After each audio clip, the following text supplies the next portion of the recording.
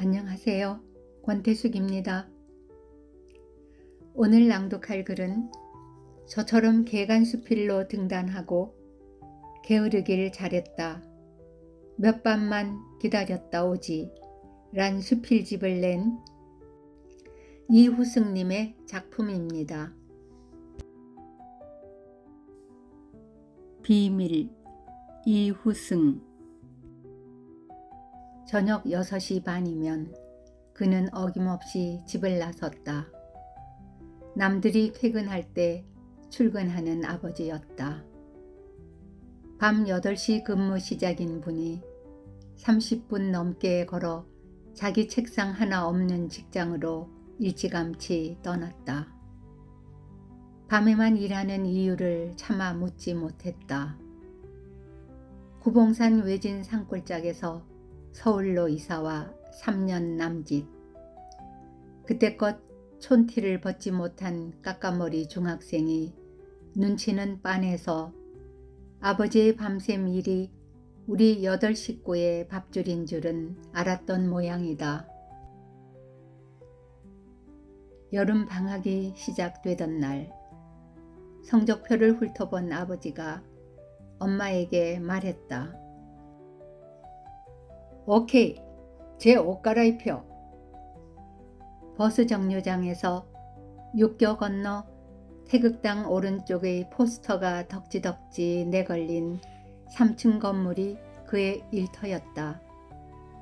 그날 상영하던 썸머타임 킬러는 중고생 관람 불가 영화였다. 난감해하는 나를 아버지가 대뜸 일 없다고 안심시켰다. 그것이 아버지가 나한테 해줄 수 있는 최고의 선물 중 하나였음을 그때는 몰랐다. 문 앞에서 기다리라며 극장으로 먼저 들어간 아버지가 검표 직원이 퇴근하자마자 바깥에서 어정거리는 나에게 손짓했다. 최종회 상영은 이미 시작되었는데 몇 사람이 뛰어들어왔다. 몇 마디 주고받은 아버지가 그들을 안으로 들여보냈고 나는 얌전히 옆으로 물러서 기다렸다. 그래야 할 것 같았다. 그 후로도 사람들이 머리를 극적이며 계속 아버지를 찾았다. 괜히 우쭐했다. 사무실 직원들이 모두 퇴근해버린 그곳은 온전히 그만의 공간이었다. 내 아버지가 그렇게 높아 보인 적 없었다. 영화가 끝나갈 무렵 아버지가 빗자루와 쓰레기통을 들고 나를 찾아오셨다. 내 작은 손에 돈을 쥐어주며 끝나는 대로 집에 가라셨다. 관객들이 떠난 적막한 실내를 구석구석 청소하며 컴컴한 극장을 밤새도록 지키는 것이 그가 하는 일과임을 비로소 알았다. 혼자 남은 아버지는 무슨 생각을 하며 긴 밤을 지새웠을까? 평소 고소하던 라면 땅이 그날따라 왜 그리도 깔깔한지 집으로 돌아가는 길 내내 발뿌리에 걸리는 돌멩이만 하염없이 걷어찼다. 극장 앞 노점상에서 해적판 레코드를 싼값에 팔고 있었다. 명절이나 생일날 등 돈이 생길 때마다 팝송 음반을 사모았다. 이를 눈여겨보신 아버지가 우리 집 밥상의 서너 배는 될 진공관식 전축을 가져왔다. 꼬부랑 글씨라고는 오케이 한마디밖에 모르는 분이 내놓은 레코드판 표지에 탑 오브 더 월드가 선명했다. 전기세 비싸니 아끼라고 불같이 성화를 부리던 그는 놀이거리가 변변찮던 시절 허구한 날 전축을 틀어놓는 나에겐 언짢은 기색조차 보이지 않았다. 아버지도 영어를 좋아했을까? 내 앞에서 노래 속 단어 한두 개를 중얼거리다가 멋쩍게씩 웃곤 하셨으니 아버지는 두어 달에 한 번 정도 나를 극장에 데려갔다. 친구들과 함께 오라 해서 여럿이 간 적도 있었다.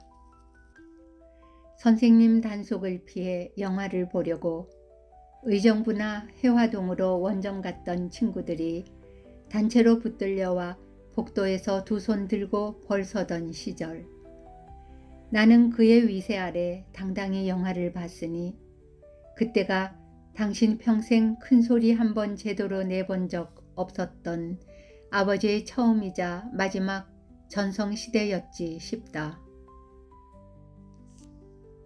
우리 가족이 월세 싼 산동네로 옮겨가고 나서 나는 극장 건너편 고등학교에 배정되었다. 좋은 영화가 왔다고 저녁에 보러 오라며 아버지가 미리 귀띔해줘도 언제부턴가 건성으로 고개만 끄덕이기 시작했다. 깜깜한 공간에 아버지만 남겨두고 나 혼자 집으로 가기 싫었다. 그 말이 8 식구의 가장으로서 아버지가 짊어졌을 고단한 삶의 무게까지 내가 고스란히 헤아렸을 만큼 철이 들었다는 말은 아니다. 아버지가 하는 일을 사람들에게는 감추고 싶었다. 누군가 아버지의 직업을 물으면 회사에 다닌다고 얼버무렸다. 가끔 푼돈이야 챙겼을 망정 자신 앞에 닥친 현실을 묵묵히 받아들여 충실하게 살아온 분을 자랑스럽게 생각하면서도 그가 하는 일이 내 눈에 차지 않는다는 이유를 들어 부끄럽게 여겼다. 그런 성실함은 차치하고라도 좋으면 좋다고 있는 그대로 솔직하게 내뱉지 못하는 나의 멋대가리 없음이야말로 영락없이 아버지를 빼닮았다. 오늘 내일이야. 중복을 간넘긴 한여름, 형님 전화를 받자마자 공항으로 향했다. 가물가물 꺼져가는 생명을 떠올리며 도착했으나 아버지는 사흘밤이 지나도 그대로였다. 용케 내 소재지를 알아낸 거래처들 연락이 빗발쳤다. 업무로 복귀하기도 그렇다고 마냥 서울에 머무르기도 어정쩡했다. 일단 돌아가기로 했다. 친구들을 만나 저녁 먹고 오겠다는 내 말에 속내를 알아채신 듯 아버지는 몇 번이나 나를 불러 세웠다. 둘이서만 할 말이 있으니 바빠도 잠깐 들러가라던 그를 뒤로 병원을 빠져나와 도망치듯 밤비행기에 올랐다. 그를 떼어놓고 왔다는 죄책감이 밀려와 일이 손에 잡히지 않았고 애원하듯 나를 향하던 아버지의 얼굴도 줄곧 눈앞에 어른거렸다. 밤새도록 휴대전화기를 열어놓고 기다리기 열흘째.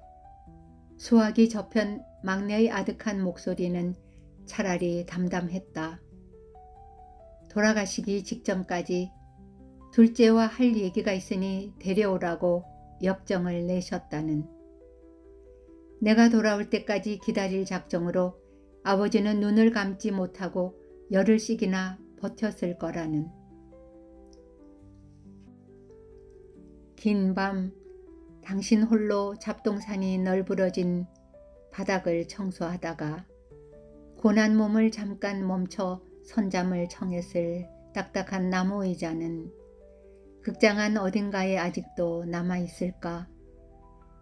사랑한다는 그 쉬운 말을 쑥스러워 입 밖에 꺼내지 못했고 잠깐이라도 보고 가라던 그의 마지막 부탁을 외면했다. 임종마저 지키지 못했다. 떠나신 지 30여 년. 꿈속에서조차 아버지는 한 번도 당신 모습을 보여주지 않는다. 보고 싶다고, 그때 죄송했다고, 이제는 아버지 앞에서 편하게 말할 수 있는데 나에게 하려던 얘기가 무엇이었는지 당신의 입을 통해 직접 듣고 싶은데. 이후승님의 글이었습니다. 부모님께 후회스러운 일 한두 가지 대부분 있겠지요. 들어주셔서 고맙습니다. 평안하십시오.